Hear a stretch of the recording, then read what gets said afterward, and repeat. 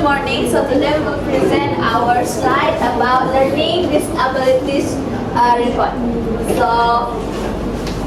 I'll pass it to the next presenter, Claudina. I'm Rosalinda. I'm Jaslita. I'm Elvini.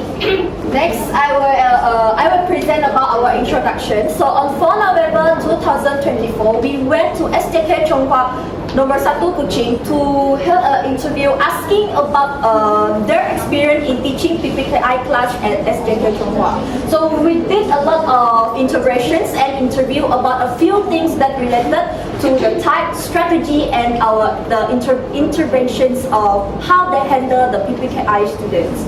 So there are some objectives that I want to emphasize, which is gain first-hand insight, identify effective strategies, and develop empathy and understanding, promote advocacy and awareness, and also gather data for research. Okay. Type of learning disability. In the school, we interview most of the students. They had autism and ADHD. For the rest of the students, there are also intellectual disabilities, slow learner, and Down syndrome. Yes. Next, we go to the next part, which is supporting students with learning disabilities in overcoming classroom challenges. During the interview session with Ms. Evelyn, I asked whether students with learning disabilities such as ADHD students, autism students, and so on are able to overcome the challenges by themselves without support. So Ms. Evelyn said that these special students cannot support, are not able to overcome the challenges that they face without support from those people around them.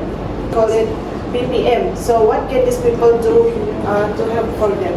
Teacher and Students Management Assistant or PPM can help them by providing unique support and services in their classroom. They overcome these barriers by themselves with the support. Like we said before this, these students are not able to face challenges alone if we did not support them. Next, we move to the second question, which is what specific challenges does your student face in classroom learning? So Ms. Evelyn said that their students need individual learning needs. Why? Because students with learning disabilities have difficulty understanding what we tell them if we give them information or instructions are too long. So the use of flexible teaching technique has greatly benefited students in mastering certain knowledge and skills. Besides, STKC Chonghua also conduct summative assessments for the purpose of assessing the development of student performance. This summative assessment must be done at least twice a year. The next to the presentation. Okay, next time we'll explain the strategies, support, payment, and facilities provided in this school to enhance the learning for students with disabilities.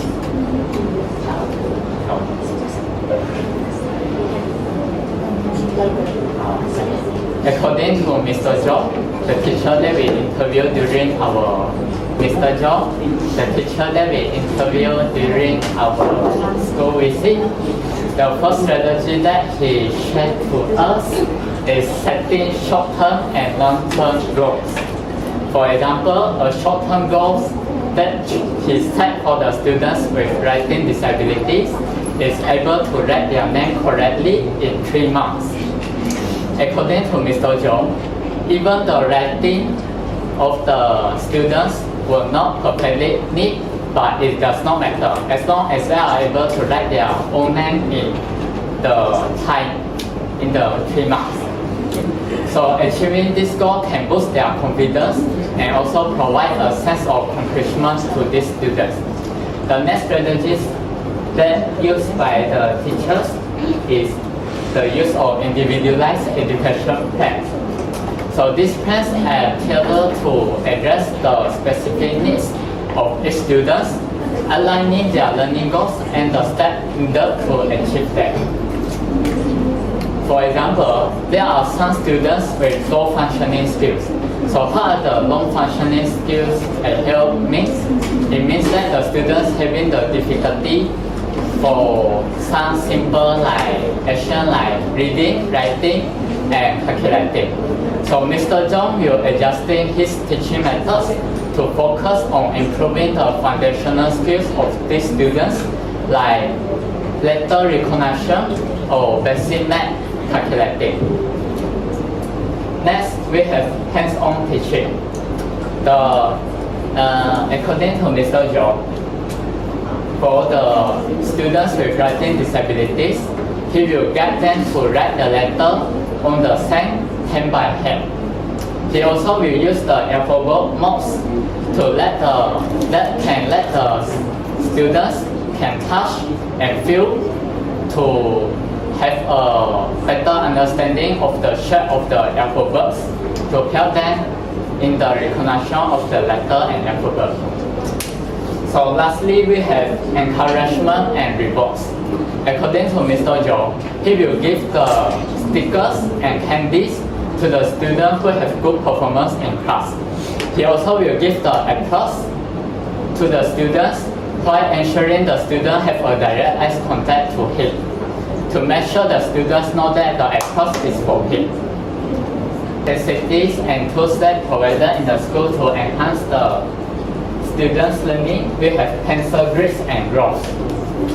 The pencil grids and graphs is like a tool. For example, the pencil grid is like a tool that can use to wear on your fingers, like your thumb and index fingers for the student with writing disabilities. So they can help the students to hold the pencils properly for better writing skills. Next, we have texture sponge box that allow the students to feel the shapes of letter for sensory learning. And then third, we have color box and marker pens. It can make the writing practice more engaging and fun for the students. Also that in these schools, we have sensory room. And in this sensory room, we have a lot of equipment and tools like the balls for the students with catching program and the bench for the students have balance program and trampolines for the students have jumping program. So these tools can help the students to enhance their growth and fine motor skill development. Lastly, this school also has Snowland room. So Snowland room is a room that specially created for the students with autism. So the students with autism, they cannot withstand, some of them cannot withstand the certain sounds, such as the high-pitched noise or the sound of the season cutting. So this Snowland room provides a calming space for these students, so they can able to calm down and focus on their learning. That's all. Next, I will explain about rewarding progress, teaching and assessing students with cognitive disability, which 3 and 4. I asking about 2 questions. The first question is how Mr. John tracked the progress of the student. So Mr. John told me that assessing the progress of students with disability also involves the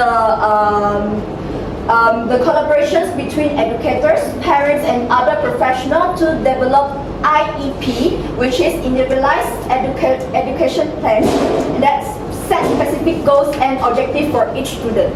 As Mr. John said, by telling the parents and also by collaborations with the other teacher, we can track the student record properly. Okay, that is what he said, he mentions about. Next, on the question 2, I asked about what is the rewarding aspect that Mr. John give to the student with learning disability. He mentioned about 2 things, which is ADHD students and also autism student, which he had the opportunity to witness their growth and progress in the first hand. And he said that he is very lucky to track this progress properly, and then it also allowed the educators to be more creative also and innovative in their instructional strategies. Okay, next is common challenges in teaching students with learning disabilities. Mr. John, in the interview session, Mr. John mentioned that we must observe their movement and behavior. For example, children with autism often repeat certain behavior, which can be hard and emotionally challenging for their caregivers. Mr. John also explained that managing children with autism is understanding their specific weakness. To come or handle them, we need to identify their weakness first. Each children with autism is unique, so their challenges are different and complex. This makes it hard to generalize or categorize them universally. We only can select certain MBPK, which is murid berkeluhan khas, or autism for our research. Based on what Mr. Jong said, I understand that managing children with autism requires observing and addressing their unique needs with individualized strategies. Next is inclusive education and collaborations, which is supporting students with learning disabilities. So, Ms. Chong responds to my question, which is about the collaboration with parents and professionals. So, she answered me with network of support, which is parents, SE teachers. SE teachers is special education teachers, specialists such as doctors and therapists and support organization. Next, professional development, workshops, courses, PLC, which is short for professional learning communities, resources from PPD, JPN, and professional organizations in Kuching, such as Kuching Autism Association, Dyslexia Association of Sarawak, KADSN. So, at the next one, parent engagement, regular communication with the parent participation in school event, resource sharing, and addressing concern collaboratively. For the last part is trust building, which is transparency, celebrating achievement, and encouraging feedbacks. For my next question is, which is hopes for the future of inclusive education. So she hoped that fully inclusive classroom that maximize student participation in integrated settings.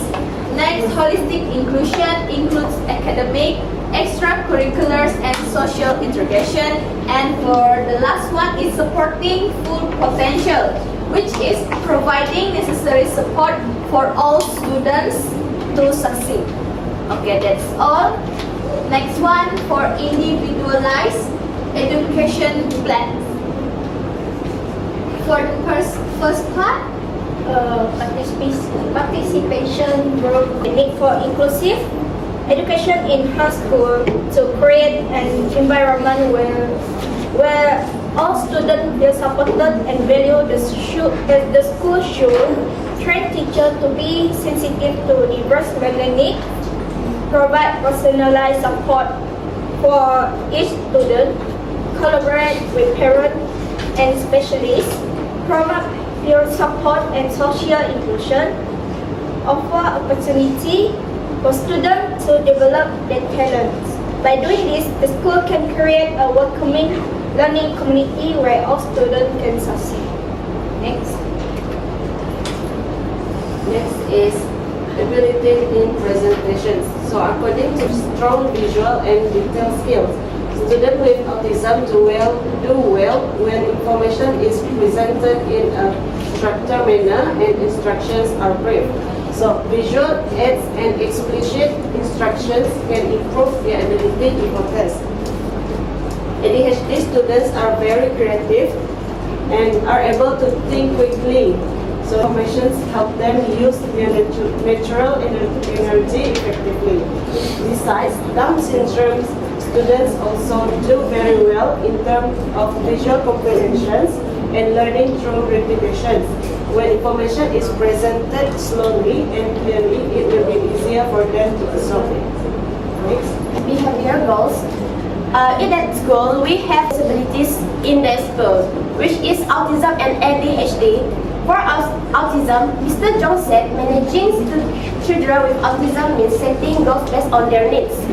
A main goal is to help them stay calm by teaching simple techniques like deep breathing, or using sensory toys. This helps them control their emotion better on their own. Next is ADHD. Ms. Chong said the goal is to help students focus on the task of longer periods, like increasing time from 5 to 10 minutes. Using timer or break between tasks can help them build concentration gradually. Next, social goals. So Mr. John emphasized the importance of fostering students' social skills by creating opportunities for interaction. For example, he encouraged the group activities like collaborative games where the students take turns, share their understanding and resource and share for each other. So this helps them develop teamwork and build their confidence in social settings. Academic goals. The overarching academic goal, as Ms. Chong said, is to create a fully inclusive education system for students with learning disabilities. This involves a multi-pronged approach. First, equipping students with essential life skills such as self-care. Second, gradually integrating them into mainstream classrooms, adjusting the level of inclusion based on individual capabilities. And third, fostering strong collaboration between educators, parents, and support services. Next.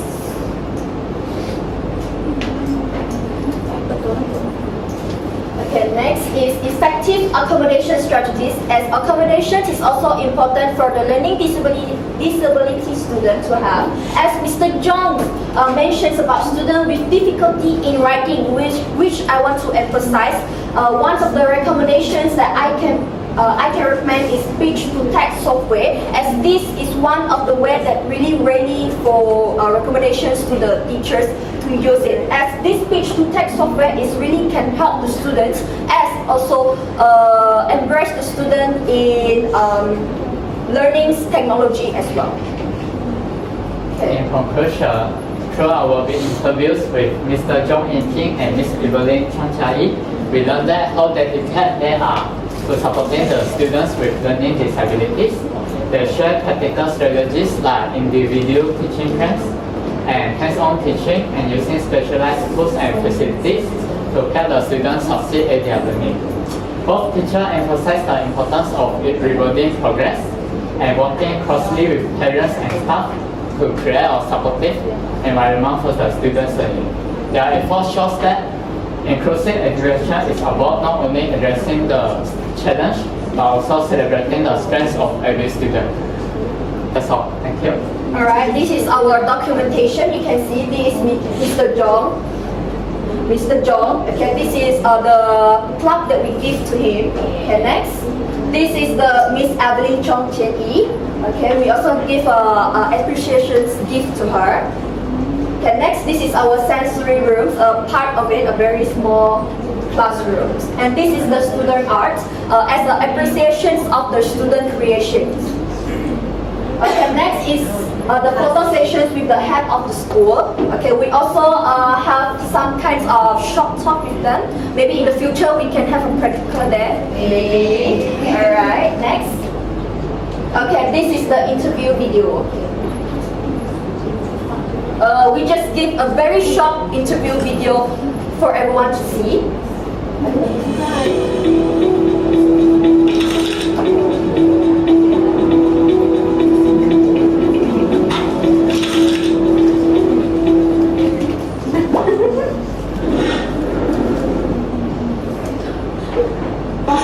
The students here, they are autism, various types of disability, for example, autism, Down syndrome, ADHD,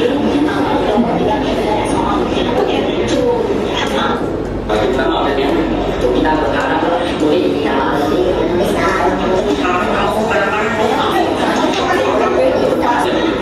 two questions to the teachers, and then it depends on them if they're answering the question or not. Okay, that's all from us. Thank you. You have a good day.